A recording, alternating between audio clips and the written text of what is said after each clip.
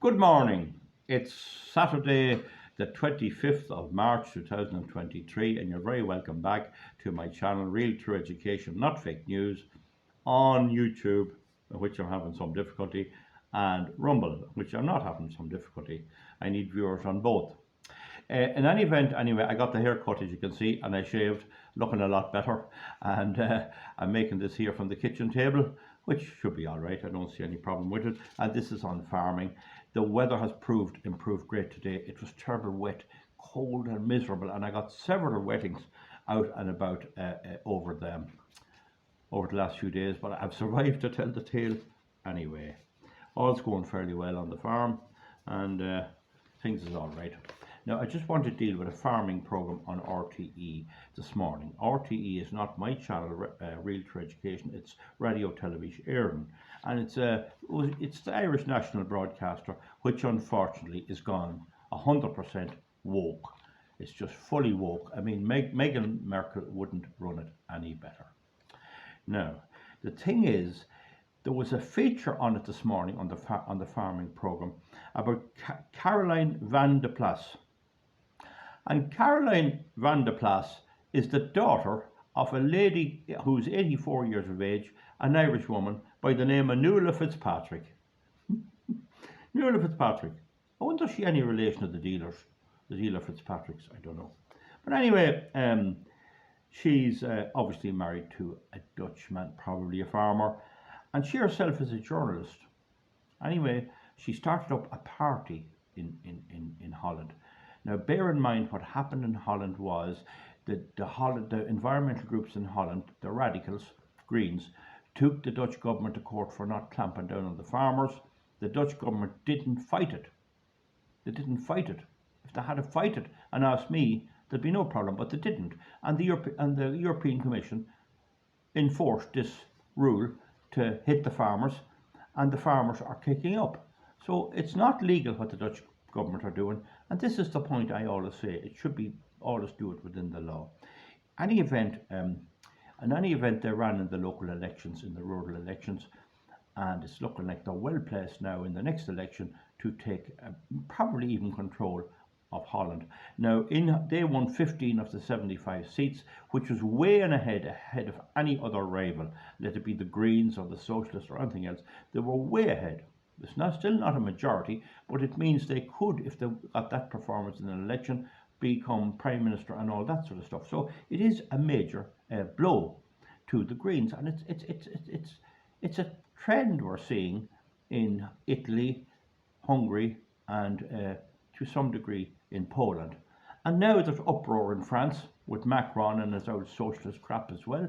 Now, their spending has been out of control, but if they spent on the right stuff, and never mind their old green waste and baloney and other old nonsense, and control their migration, they might be still able to keep people their pensions. Now, I won't go into the sums of the figures of that just right now. In any event, congratulations to Caroline van der Plas Fitzpatrick for her success. That is great news. And her party, translated into English, and I have no marker, folks, I can't find my marker, stands for the Farmers' Citizen Movement. The Farmers' Citizen Movement. They're trying to put them out big time. Where is the garden of Europe, really? I mean, Holland is the garden of Europe. I remember being in it years ago, and there was people still using horses. I saw them out in the fields. What an organic way to do it. But they're using machinery now, and they're trying to stop them getting the nitrogen. Now, so Hayes comes on the job. Philip Boucher Hayes, the radical green woke RTE presenter. And his wife is the one who's on television there. She's on television. Georgina Campbell. She's a cook. Cooking food. Now, I have no issue with her, but the thing is, it's food she makes her living with. Now, so Hayes said, aren't you labelled as the Dutch Trump? Now, nobody ever mentioned Trump in this election. Nobody mentioned Trump. Nobody mentioned Trump in any of these elections in Europe. I'm the only one who backed Trump, and still do. But they didn't back him. So you see straight away the effort by RTE to label them with something that they claim is wrong, notwithstanding the fact that the misery in the world today might not be happening if Trump had to be re-elected in 2020. Once I mention that, I'm sailing close to the wind. There's another guy over there I can't mention because I'm in danger of being banned for misinformation. So I think I'm safe enough so far for YouTube, and I'm definitely safe for Rumble. So the thing about it is, anyway, aren't you just the Dutch Trump, he says to her. And she said, it's nothing to do with Trump. You see, you have to prove a negative. What's it to do with Trump? Get the point. See the radical nature of the RTE Irish left wing, and it can't be cured. Philip Boucher Hayes is motivated by a religion, a green, woke, cultural Marxist religion. You needn't try to reason him out of something he was never reasoned into. Okay? So she said it's nothing to do with Trump. He didn't present his case. And she says people need three things. They need oxygen, water, and food. And we produce food. You'd think that that would be self-evident, wouldn't you? Imagine having to explain to an Irish top-rated journalist, so-called, that you need food, water, and oxygen. Now, it's covered this election a bit in the Irish Independent online too as well. And what they're saying in the Irish Independent is that this is a rural revolt. How Dutch farmers' election victory could be modelled for a model for rural Ireland campaigners. We have things very screwed up in rural Ireland. The parties that should be benefiting from this are I don't know, I'm not just that happy with them. I'm not sure if my own area would go in favour of the farmer. The farm organisations have a certain grip. We see this with many things where there are legal ways of solving things like the pylons, and the groups that are involved won't take them. This is the strange thing that I talk about Ireland, and try and get my viewers to understand the nature of the Irish person. They're a wee bit different, but they're not that much different at the same time. So the Independent has the article, you'll get it there online, how this could be a model. So there is a shockwave running through the left-wing European parties and left-wing governments, over this victory. Now, it also goes on to say that you could have a lot of rural TDs in the next election. A lot of rural TDs. And that's probably true. And this is what we look forward to. Now, Hayes then went on to interview a Teagasc representative, a fellow from Teagasc. That's the Irish official Irish food farming people. I have used their services to good effect. I had a Teagasc representative when I was building my shed for the farm waste management scheme, and went through all that, and I have no problem. In fact, if anything, my problem is getting them. They're scarce on the ground these days, and it's great to have someone that's educated and can advise you what to do about various things. And I remember I was thinking of putting in a silage clamp, you know, the clamp of silage, the loose silage. And he turned around to me and he says, look, you're not going to start doing that. The round bale is the job for you. And you know, the man was right. That's the kind of good advice that I love to get from any quarter, including a government-sponsored official. Now, in any event, he made the point, food companies like Kerrygold and Avonmore, that they're doing very well at the moment. They're making profits.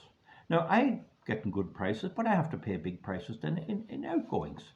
I mean, it's probably not much different, but I mean, it is going well. The prices for livestock and that's going well, and land is going mad, and rental land is going out of all proportion. The thing is a bit ridiculous because of the Bloomin' Nitrous Directive, and maybe that's a bit over-policed, and it's affecting everyone. The farming is revving up at a big rate, but I say the point, I'm not in favour of unsustainable farming. I'm not in favour of big herds of 5,000 cows buying up everything in the locality. That is not ultimately good for a rural environment. And what will happen, those people, when they get older, they'll flog it on to some company like BlackRock Investments in America, and the whole money will be running out of the country. That's what I think we should have our subsidies and all geared up to promoting the smaller operation and keeping the community effect of having the farming folk vibrant in Ireland is a good goal. We don't have that at the minute. They'd sell you out their government in a minute. But the point Philip Boucher Hayes was making is that the Kerrygold and Avonmore as an example of successful food companies, and there are others. I mean, there's the people that make the cream for Bailey's Irish Cream and all that stuff. But the point he was making is that the profits are going back to shareholders. Now that shows an abysmal ignorance of company law. You can't have a registered company and have it as a sole trader, as a private person. If you have a registered company, you have to show your interest in shares. That's the reality of how all companies have worked for over 100 years. So he's saying that the profit shouldn't go to shareholders. Why should they get the profit? Well, they're the ones invested and built it up. If you build up a company and you see a good company and you invest in it, you're entitled to the return on your investment through shares. So you see what he's saying, they shouldn't get it. Oh, where does he expect it to go? Where does he expect the profits from the farming to go? He expects it to go into green stuff, windmills. That's what he'd want. And other green nonsense, right? Now, if you take these companies, they pay corporation tax, that's their contribution to the exchequer. They pay rates on their property, big time, that's their contribution to the local authority. They pay VAT on all their transactions to a certain amount. And they pay local tax and local insurance, and then they're providing the services and the spin-offs of all their services there. And if you had a young lad and he can drive a lorry, or a young girl and she wanted to drive a lorry, I saw a lovely blonde woman the other day in driving a big milk tanker, huge big articulated milk tanker, not a bother. So God, she might never be, she could be from the city, she could be from Poland, it doesn't matter. The idea that this narrow idea that the government has to grab the profits of the farming big successful companies that are global names like Kerrygold and Avonmore and produce fantastic food should be taken. This is the mentality of Radio Television and Philip Boucher Hayes. It's all the woke green. The woke green. He would, and I repeat again, Meghan Merkel wouldn't do as good a job on his take on Irish agriculture as he would. The fact of the matter is, this is the area where we are strong. We have very little coal, oil or gas. We have land that will grow timber to an extent, and it can grow good grass in most of it, and it produces beautiful mutton, beautiful lamb, beautiful beef, and good poultry and all of that. And that's our strong point. Why can we not market that and benefit from it? No, they want to shut us down. They want to impose carbon taxes on our fuel. They're caught off with the fuel scarcity now. And yet they are ignorant of the fact. Where do they think their steak comes from? I engage with some of these people on the chat forums in Ireland just as to kind of educate myself. And what you get there is about half of them are Dublin people of all hues, from the very working class and flats down in Oliver Bond and all those places, and the Nor Avenue and all that, up down to Ringsend and on then to people who are in public services and courts and all that sort of stuff. So they're all a mix of people. But there's a huge gulf between the city and the country. There's a huge gulf with these people. They think when they go into the supermarket, their milk comes from the shelf, comes out of a lorry. They think when they go into when they go to the meat counter, their beef and lamb appears out of nowhere. And if they could, they'd produce it synthetically. They don't seem to realise that the production of food is a huge, big natural process that's adopted by man, and that without it, we'd all starve. They don't seem to realise that the vegetables you buy are grown in some place. The potatoes, mind you, you won't get better than the pinks, particularly from up around Louth, Hickeys. Lovely food. We're blessed with this thing. But what are they doing? They're trying to screw it around to their cultural Marxist agenda. Carbon taxes to death, take our fuel away, put us back with a horse. And yet, that's because of their total ignorance and their total religion that the whole earth is going to disintegrate with warming and global warming.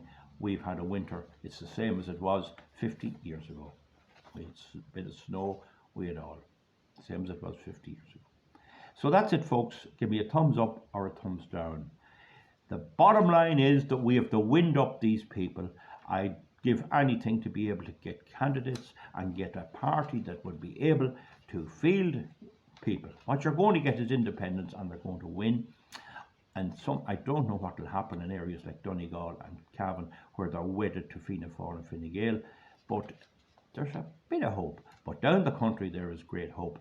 I'd say we'll see a raft of independence, and hopefully they will do well and blow these crowd out. I mean, you want to see Richard O'Donoghue there. What a great politician. And Matty McGrath. Lord, you want to just see how they are able. And even the Healy Rays, I wouldn't be all that gone on them in ways, but at the same time, they are able to put their case. We are run by Dublin.